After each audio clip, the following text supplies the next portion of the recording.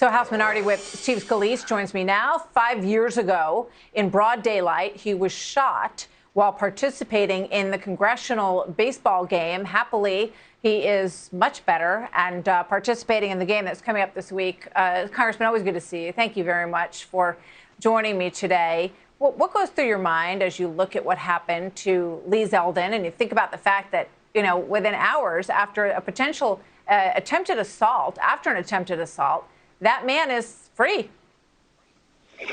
Yeah, Martha, it's very disturbing when I saw the video last night. And then it really gets you angry when you see that literally 6 hours later, he's just released, no bail, just let back out on the streets. After what he said, especially to Lee, his intentions were to harm him severely. You're done. I mean, that's attempted murder. It should be in New York. It's also a federal crime. And so he not only should be prosecuted and held right now in New York, but where are the federal authorities to go after this guy as well? Because he violated federal law. So, I texted with Lee this morning. He's a friend, and I'm glad he's doing well. Thank God there were people there that took quick action. But as you can see, I mean, there's no place for this in politics, and it needs to be aggressively stood up against. Prosecutors that let this go, that let somebody like this out, are condoning that kind of violent activity, and it's got to stop.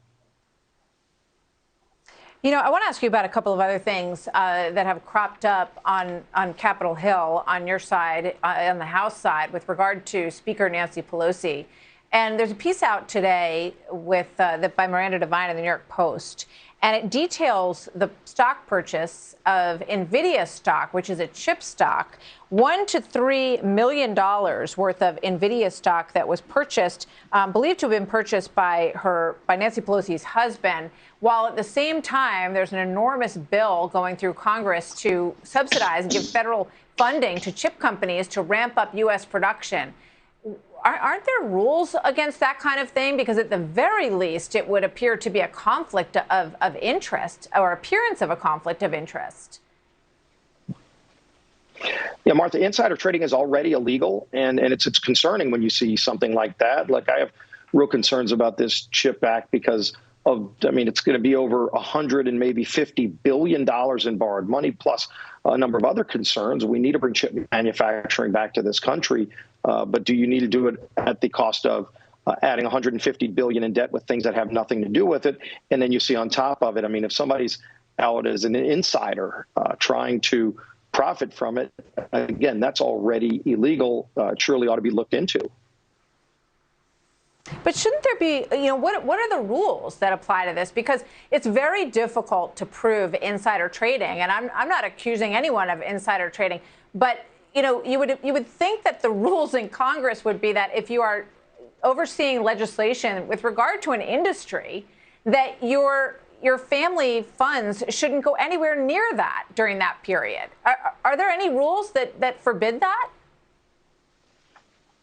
There are some rules, but again, you shouldn't be doing it anyway. You shouldn't be trading stocks based on things that you're personally dealing with, whether it's you or your direct family. And again, insider trading is already illegal. Plus, there are some other limitations in trying to profit personally off of the knowledge that you have, whether it be a member of Congress or anybody in the executive branch.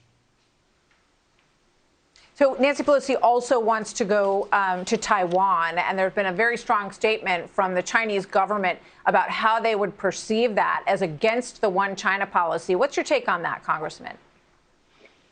Look, Taiwan is an ally, and you've seen President Xi, you've seen China making aggressive moves that make it appear they would try to move in and try to invade Taiwan. I think they were watching what happened in Ukraine when Russia started moving. We also, during the Olympics, when Putin met with Xi in China, it seemed like from what everybody was saying, they were talking about the timing of when Russia would invade Ukraine, thinking that might go quickly, and then Xi would invade Taiwan right after that.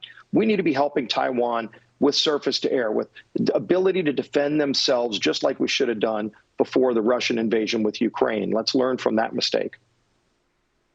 So you think the trip is okay? You would support that trip? She ought to go, and we all ought to express our support for Taiwan and our relationship with them, and push back on any attempt by a country, whether it's China or anyone else, to try to invade Taiwan. Thank you very much, Minority Whip Steve Scalise. Always good to see you, sir. Thank you very much. Good luck at the baseball game. Great being with you, Martha. Thanks. Thanks a lot.